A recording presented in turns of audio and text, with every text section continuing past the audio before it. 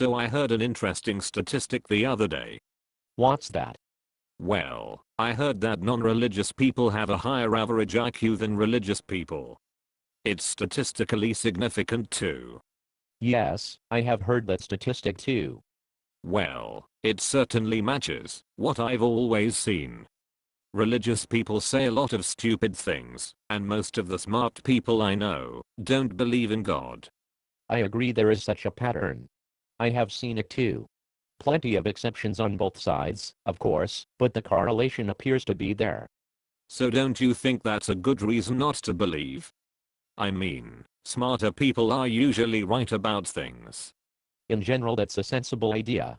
But this case is different. Why so? Because nobody can look at the question of God's existence in a disinterested way. And highly intelligent people are more likely than less intelligent people to be biased against God's existence. I don't follow you at all. I try to use objective reason to determine my beliefs. Well, how do you think I reached my belief in God? Frankly, I think you are biased. You believed in God as a child. Now, you want to believe it's true, so you look for reasons to believe it is true. Just to be clear, are you saying people are more likely to believe in what they want to be true? In other words, optimistic or wishful thinking is more likely to be the case than the opposite approach of believing the worst case scenario. Excessive pessimism is possible, but wishful thinking seems far more common. I agree. Wishful thinking is always a risk. Which is exactly how I think the correlation between intelligence and belief arises. How so? Well, it is natural for most people to see God as he is described in most religions. Which is both good news and bad news. The good news is that each of us has not just a mortal body, but also an immortal spirit. The bad news is that God is the unelected ruler of the universe and author of the moral law, and there are consequences for ignoring that. That sounds awful, like mental slavery. I'm not going to be anyone's servant or anyone's slave or anyone's subject. What kind of God would want to rule over all of us anyway? Well, if God is an all-powerful creator and we are his fragile creatures, he sort of has to be in charge. I agree it's a difficult thing to accept.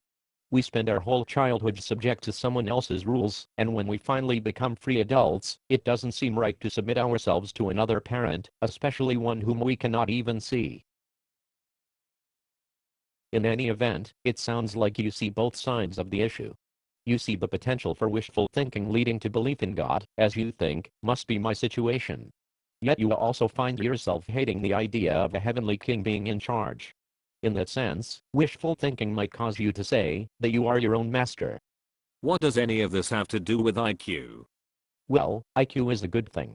It is better to be smart than stupid, just like it's better to be rich than poor. It's also better to be young, healthy, popular, good-looking, and so on. Sure enough, statistically we find that the rich are less likely to believe in God than the poor. I don't know the data on the young, healthy, popular, and good-looking, but I have a strong suspicion they are all in the same direction as IQ and wealth. How does this explain anything? Well, if you find yourself as one of the luckier people in this world, several things follow.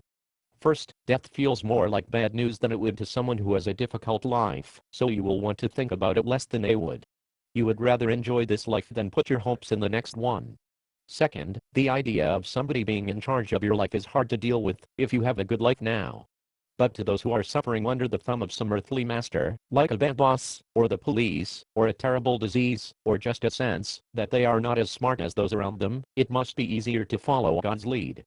Third, the whole idea of everyone being equal before God is better news for people on the bottom in terms of the things of this world than to those on the top.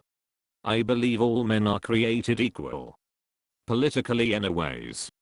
I'm not saying they are created at all. Sure, it's one thing to believe it as a political slogan. But most people with advantages and strengths in life don't believe it to be true in practice. Everyone on top is tempted to take great pride in themselves for being more clever, or attractive, or well-bred, or whatever. But the poor and the weak and the simple are more easily attracted to a God who is not impressed by a fat wallet or a high IQ or a pretty face. That's not really being fair to people on top, who happen not to believe.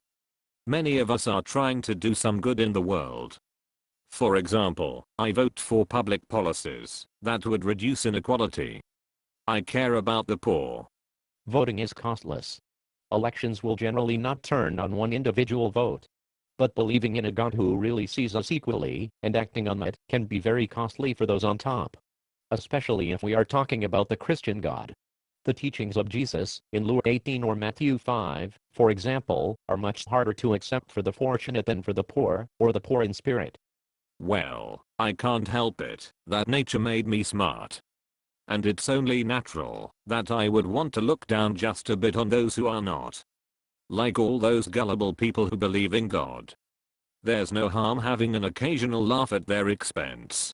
If it offends God, it is serious. How would you feel if someone mocked your spouse, or child, or parent? Well, it doesn't matter if he doesn't exist. And what does any of this stuff have to do with whether God actually exists or not? Nothing at all. You asked about the correlation between IQ and belief, and I'm simply saying it could be explained many different ways, and doesn't say anything about the substance of the question. Hopefully we can agree on that much. The evidence for God's existence is a whole different subject, something we discussed already in another video here on the YouTube channel. Right, I remember. First cause, argument from consciousness, objective morality, and so on. Yes. Listen, I'm not trying to beat up on you specifically, or smart people in general, about lack of humility, or wanting to enjoy their good fortune. I'm certainly not immune to either of those. It's something I should watch out for, not just about earthly things, but spiritual as well.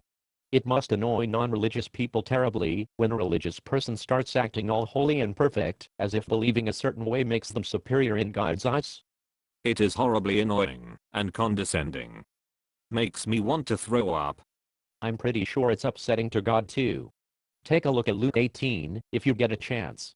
Nobody can judge what's in anyone else's heart. It's hard enough to figure out our own hearts. And please, don't think Christianity is all gloom and doom. Besides the good news and bad news we talked about, there is a lot of additional good news in it that we haven't discussed yet.